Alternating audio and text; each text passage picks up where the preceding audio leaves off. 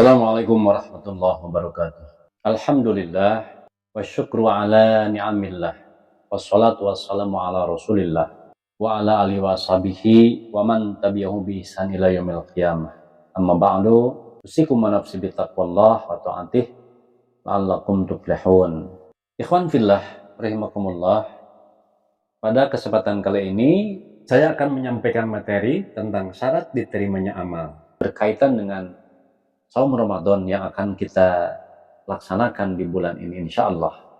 Dalam sebuah ayat Al-Quran, Allah Subhanahu wa Ta'ala bercerita tentang keadaan di hari kiamat. Surat Al-Ghasiyah ayat 1-7. A'udzu billahi minasyaitonir rajim. Bismillahirrahmanirrahim. Hal atakal haditsul ghashiyah. Wujuhu yawma idzin khashi'ah.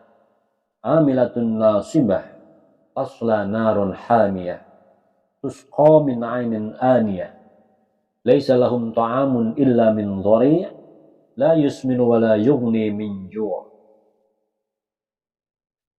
Sudah datangkah kepadamu berita tentang hari pembalasan?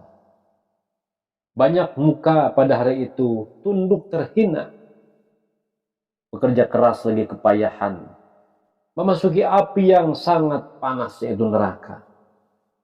Dia diberi minum dengan air dari sumber yang sangat panas. Mereka tidak memperoleh makanan selain dari pohon yang berduri yang tidak dapat menggemukkan dan tidak pula dapat menghilangkan lapar. Ikhwan fillah, ayat-ayat tersebut di atas adalah cerita tentang kondisi sebagian penghuni neraka di akhirat nanti. Dari cerita tersebut, kita dapati bahwa ternyata tidak semua penghuni neraka adalah orang-orang yang di dunia gemar berbuat maksiat atau orang-orang kafir.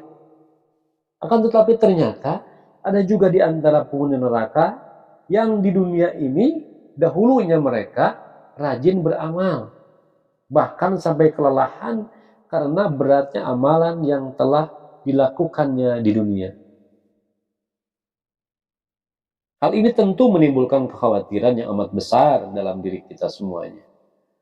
Jangan sampai kita telah beramal banyak, tapi ternyata akan bernasib sama, termasuk ke dalam golongan yang disebut oleh Allah Subhanahu wa Ta'ala dalam surat Al-Ghasiyah tersebut di atas.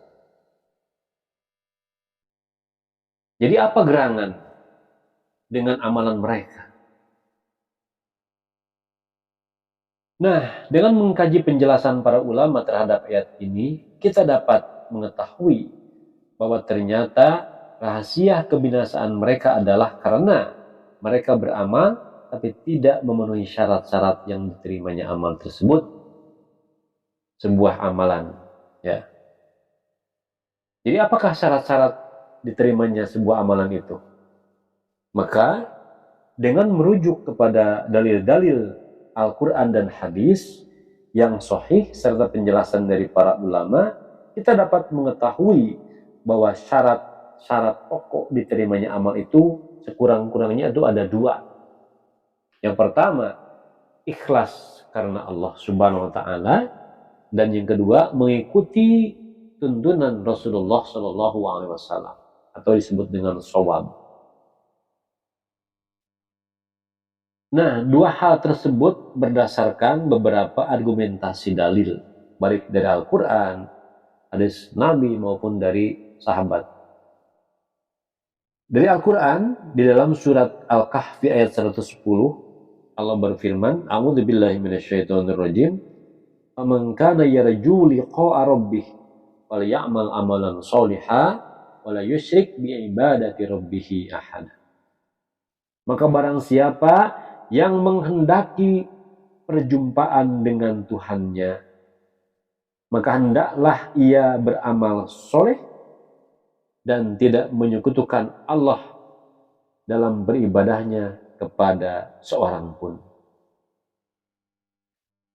Ibnu Katsir rahimahullah menjelaskan ayat maka hendaklah ia mengerjakan amal yang soleh, maksudnya adalah mencocoki sesuai dengan syariat Allah Subhanahu wa Ta'ala. Jadi mengikuti petunjuk Nabi Shallallahu Alaihi Wasallam. Dan ayat janganlah ia mempersekutukan seorang pun dalam beribadah kepada Tuhannya, maksudnya adalah selalu mengharap wajah Allah karena Allah semata, tidak berbuat syirik seperti riya kepadanya. Inilah dua rukun diterimanya ibadah, yaitu yang pertama harus ikhlas karena Allah, dan yang kedua mengikuti petunjuk Rasulullah Shallallahu Alaihi Wasallam, yaitu amal soleh. Kemudian Al-Fudail bin Iyad rahimahullah tatkala menjelaskan firman Allah, liyabluwakum ayyukum ahsanu amala, supaya dia menguji kalian siapa di antara kalian yang paling baik amalnya. Surat Al-Mulk ayat 2, beliau mengatakan yaitu amalan yang paling ikhlas dan shawab sesuai dengan yang dicontohkan Nabi Shallallahu Alaihi Wasallam. Lalu Al-Fudail berkata, apabila amal dilakukan dengan ikhlas namun tidak mencocoki ajaran Nabi Shallallahu Alaihi Wasallam, maka amalan tersebut tidak akan diterima. Begitu pula apabila suatu amalan dilakukan mengikuti ajaran beliau namun tidak ikhlas, maka amalan tersebut juga tidak akan diterima. Jadi amalan barulah diterima jika terdapat syarat ikhlas dan shawab. Amalan dikatakan ikhlas apabila dikerjakan semata-mata mengharap keridhaan Allah atau karena Allah SWT. Amalan dikatakan shawab apabila mencocoki atau sesuai dengan ajaran Nabi Shallallahu Alaihi Wasallam. Itu yang pertama. Yang kedua dalilnya adalah al-hadis. Di dalam hadis yang disampaikan Umar bin Khattab, Rasulullah SAW bersabda, innamal a'malu binniyah wa innama limrin ma nawa, faman kanat hijratuhu ilallahi wa rasulih fa hijratuhu ilallahi wa rasulih, wa man kanat hijratuhu ila dunya usibuha aw imra'atin yatazawwajuha fa hijratuhu ila ma hajaru ilaihi. Sesungguhnya atau hanyalah setiap amalan itu tergantung pada niat, dan setiap orang akan mendapatkan apa yang ia niatkan. Maka barang siapa yang berhijrah karena Allah dan Rasulnya, maka hijrahnya adalah karena Allah dan Rasulnya. Tetapi barang siapa yang berhijrah karena dunia yang ia cari-cari atau karena wanita yang akan dia nikahi, maka hijrahnya berarti pada apa yang ia tuju, yaitu dunia dan wanita. Itu hadis pertama dari riwayat Bukhari Muslim. Yang kedua dari Ummul Mukminin, yaitu Aisyah radhiyallahu anha, Rasulullah SAW bersabda, man ahdatsa fi amrina ma hadza, man ahdatsa fi amrina hadza ma laysa minhu fa huwa raddun. Barang siapa membuat suatu perkara baru dalam agama kami ini yang tidak ada asalnya, maka perkara tersebut tertolak. Ini bagi orang yang membuat suatu perbuatan-perbuatan baru dalam agama. Kemudian dalam riwayat Muslim, man amila amalan laisa alaihi amruna fahuwa radd. Barang siapa yang melakukan suatu amalan yang bukan ajaran kami, maka amalan tersebut tertolak. Ini bagi pelaku, bukan pembuat. Jadi bagi mereka yang membuat akan tertolak, bagi mereka yang melakukan pun akan tertolak. Ibnu Rajab Al-Hambali rahimahullah mengatakan, hadis ini adalah hadis yang sangat agung mengenai pokok Islam. Nah, hadis ini merupakan timbangan amal secara zahir yang barusan, man amila, man ahdatsa. Sebagaimana hadis innamal amalu binniyat, sesungguhnya amal tergantung pada niatnya, ini juga merupakan timbangan amalan batin. Apabila suatu amalan diniatkan bukan untuk mengharapkan ridho Allah Subhanahu wa taala, maka pelakunya tidak akan mendapatkan apa-apa, tidak akan mendapatkan pahala. Begitu pula setiap amalan yang bukan ajaran Allah dan Rasulnya, maka amalan tersebut tertolak, niat dan amal. Segala sesuatu yang diadakan dalam agama dan tidak ada izin dari Allah dan Rasulnya, maka perkara tersebut bukan agama sama sekali. Di dalam kitab yang sama, Ibnu Rajab mengatakan, suatu amalan tidak akan sempurna, bahkan tidak akan diterima, kecuali terpenuhi dua hal. Yang pertama, amalan tersebut secara batiniah diniatkan ikhlas mengharapkan wajah Allah, ridho Allah SWT. Hal ini terdapat dalam hadis Umar bin Khattab tadi, innamal a'malu binniyat. Kemudian yang kedua, amalan tersebut secara lahiriah mencocoki ajaran Nabi SAW. Hal ini terdapat dalam hadis Aisyah Ummul Mukminin, man ahdatsa dan man amila. Maka perkara tersebut tertolak kalau tidak ada dari Rasulnya. Itu yang kedua dari dalil al-hadis. Yang ketiga dari perkataan para sahabat. Jadi para sahabat pun memiliki pemahaman bahwa ibadah bukan hanya dengan niat ikhlas semata, namun juga harus ada tuntunan dari Nabi Shallallahu Alaihi Wasallam. Maka sebagai dalilnya ada asar dari para sahabat, sekitar 2 asar. Yang pertama dari perkataan Abdullah bin Umar radhiyallahu anhu, kullu bid'atin dhalalah wa in ra'ahan nas hasanah. Setiap bid'ah itu adalah sesat, sekalipun dalam pandangan manusia itu baik dianggapnya. Yang kedua, perkataan Abdullah bin Mas'ud. Jadi terdapat kisah yang telah masyhur dari Ibnu Mas'ud radhiyallahu an, ketika beliau melewati suatu masjid yang di dalamnya terdapat orang-orang yang sedang duduk membentuk lingkaran.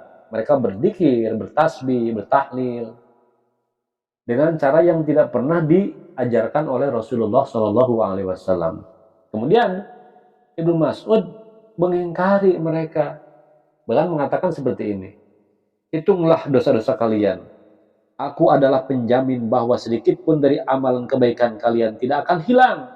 Celakalah kalian, wahai umat Muhammad, begitu cepat kebinasaan kalian. Mereka sahabat Nabi kalian masih ada. Mereka sahabat Nabi kalian masih ada.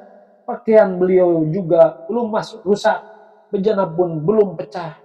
Demi yang jiwaku berada di tangannya. Apakah kalian berada dalam agama yang lebih baik dari agama Muhammad? Ataukah kalian ingin membuka pintu kesesatan atau bid'ah? Mereka menjawab, demi Allah wahai Abdurrahman Ibnu Mas'ud, kami tidaklah menginginkan selain kebaikan.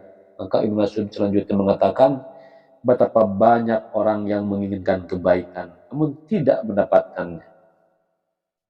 Maka lihatlah kedua sahabat ini ya, yaitu sahabat Ibnu Umar dan Ibnu Mas'ud radhiyallahu anhuma, meyakini bahwa niat baik semata-mata tidaklah cukup, namun ibadah bisa diterima di sisi Allah harus mencocoki sesuai dengan tuntunan teladan Nabi sallallahu alaihi wasallam. Maka dalil-dalil di atas menunjukkan bahwa seluruh ibadah haruslah memenuhi 2 syarat diterimanya ibadah, yaitu ikhlas karena Allah semata dan mencocoki petunjuk Nabi sallallahu alaihi wasallam. Sehingga tidaklah tepat perkataan sebagian orang ketika diberikan masukan, dikritik, diluruskan mengenai ibadah atau amalan yang ia lakukan, lantas ia mengatakan, menurut saya segala sesuatu itu kembali pada niatnya masing-masing. Ingatlah, tidak cukup seseorang melakukan ibadah dengan dasar karena niatnya saja, tetapi dia juga harus melakukan ibadah dengan mencocoki sesuai dengan ajaran Nabi SAW.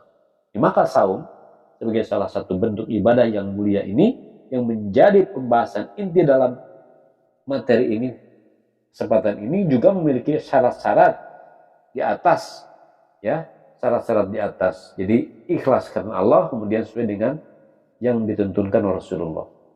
Jadi agar diterima di sisi Allah SWT.